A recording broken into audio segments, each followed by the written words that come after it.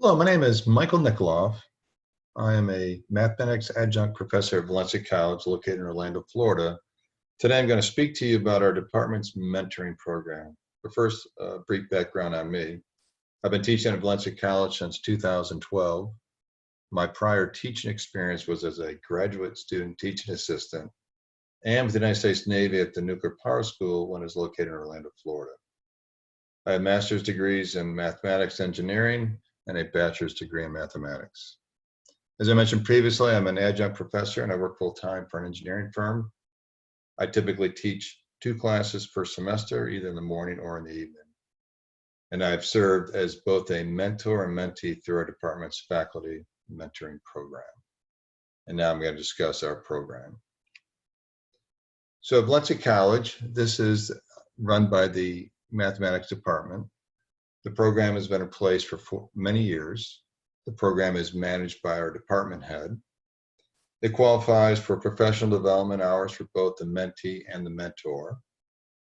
The program is strictly voluntary on both sides, and the process is entirely confidential. The goals of the program are the faculty mentoring is going to foster professional development and growth, thus empowering both the mentor and the mentee. The mentors feel a sense of renewal through sharing best practices and sponsoring collegiality. Mentees are given the opportunity to expand their teaching repertoires and experience instructional strategies that have the potential to improve the overall learning scenario. So this is the program outline, the major steps of this program. Step 1, notification. The math department notifies both the mentor and the mentee who they are paired with, and this is typically done during the first 2 weeks of any given semester. The mentor will then call or email the mentee within the first week of notification, and set a date for the mentee to send their completed needs assessment list and set a time for that first meeting to take place. Next step, the mentee completes the needs assessment list and sends a copy to the mentor. This gives the mentor an idea of what areas the mentee would like guidance. Next step is the first meeting. This is when the mentor and the mentee relationship begins to build. It's critical that the first contact is informal to ensure the mentee feels at ease. In addition, the following also occurs. The needs assessment list is discussed. Goals are established, including the clarification of expectations on both sides. We set a date for the first classroom observation and set the date for meeting to discuss that classroom observation, and also sign a partnership agreement. Next step is the first classroom observation. The mentor will attend the mentee's entire class. The mentor will sit unobtrusively in the back of the classroom, taking notes about the mentee's classroom instruction and focus on the agreed upon goals. The mentor will complete the classroom observation form. Step 5, the purpose of this is a second meeting to discuss the mentor's classroom observation. The role of the mentor is not to evaluate, but to offer non-authoritative advice and suggestions for improvement. The mentor should discuss teaching techniques that have worked for them, and the goal is to build a trusting relationship. In addition, the mentor will discuss strengths and areas that need improvement, revisit the goals, form and revise as necessary, discuss specific actions, solutions, or strategies, and fill out a plan of action form, set the date for the mentee to visit the mentor's class, and point out specific things for the mentee to observe and reflect on. Set the date for the third meeting, and this will take place after the mentee visits the mentor's class, and remind the mentee to complete the mentor feedback form. Step 6 is the mentor classroom visitation. The mentee visits the mentor's class. The mentee will attend the entire class, again, sitting in the back of the classroom unobtrusively.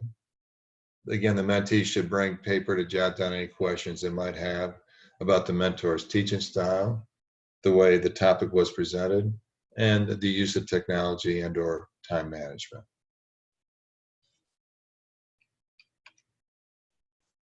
Step 7, third meeting. The purpose of this meeting is twofold. First, this meeting is to get feedback from the mentee on the mentoring relationship. Does your mentee think things are going well, or do adjustments need to be made? Second, the meeting is to have an open conversation about what the mentee observed in the mentor's classroom. Questions are encouraged. Discuss the similarities and differences in instruction style. What does the mentor do in the classroom the mentee might adopt or use in their classroom? In addition, revise, if necessary, the plan of action form. Set the date for the second classroom observation by the mentor, and set the date for the last meeting to discuss that classroom observation.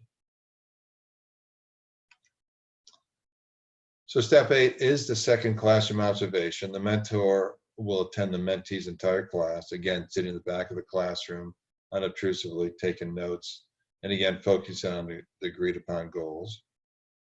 The mentor will complete the observation form. The mentor should keep in mind the agreed upon goals and plan of action.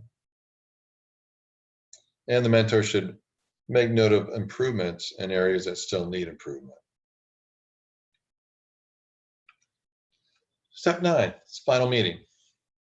This is the last official meeting. The meeting is a summary of what has been accomplished and a look toward the future.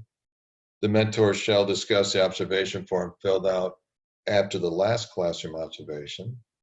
This form should include comments on improvements and areas that still need improvement.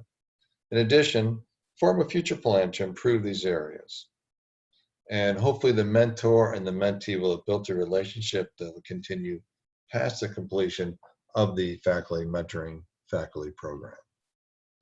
And the last step is to provide any suggestions or comments, as we're always looking for opportunities to improve the program. So how to be an effective mentor? So here are the kind of the main bullets. Be supportive, good motivator, be patient, should be well respected in the community, people-oriented, respectful of others, be an effective teacher, and be self-confident. And the mentor needs to be aware of the stages of mentoring. So stage 1 is laying the foundation. This is where the mentor must understand that the first phase of mentoring is establishing the foundation. As the two partners get to know each other, boundaries are set as to what each expects of the connection. And as they begin to know more about each other and become comfortable, trust is established. And they eventually reach a point where they can discuss things openly and honestly. The next stage is clarifying where they're going. This phase, the mentor helps the mentee look at realistic possibilities and options. Together, they develop a plan to help the mentee reach their goals and aspirations. The mentor's role in this phase are primarily as a coach, motivator, and teacher. The mentor devotes more time to this phase than any other phase, focusing on providing detailed information on many workplace issues and procedures, and sharing the benefits and insights of their experiences. It definitely helps to give examples of good and bad experiences, share what worked and didn't work, and suggest pitfalls to avoid. During this time, the mentor gives a lot of praise and builds the mentee's self-confidence. The next stage is helping the mentee grow. In this phase, the mentor serves mostly as a guide. Some of the activities the mentor might recommend to the mentee during this period are reading books, articles, journals, and other publications to enhance knowledge, trying new projects or special assignments, giving presentations, joining a professional society, subscribing to a professional journal, and participating in that society, attending conferences and symposiums, and observing other professors' classes. How to be an effective mentee. Here are the things the mentee can do to make the mentoring connection successful. The mentee must want to be a partner in the mentoring connection. To that end, they prepare and do the appropriate homework for the meetings with the mentor. They work to gain the skills, knowledge, and abilities to grow. They're flexible. They listen to their mentor and consider new options. And they take initiative seeking the mentor's advice when needed and focus on the goal, not getting lost in the process. The mentee must know and be able to discuss their needs and objectives with the mentor. This means that the mentee must look inside themselves to identify areas that need work and share them with the mentor. The mentee must take responsibility for their career and goals, although they have the benefit of the mentor's guidance. The mentee must be willing to try new things, to consider different ways of getting there from here. And the mentee must periodically assess the progress of their relationship, letting the mentor know when priorities must be reset. And that summarizes our faculty mentoring faculty program at Valencia College.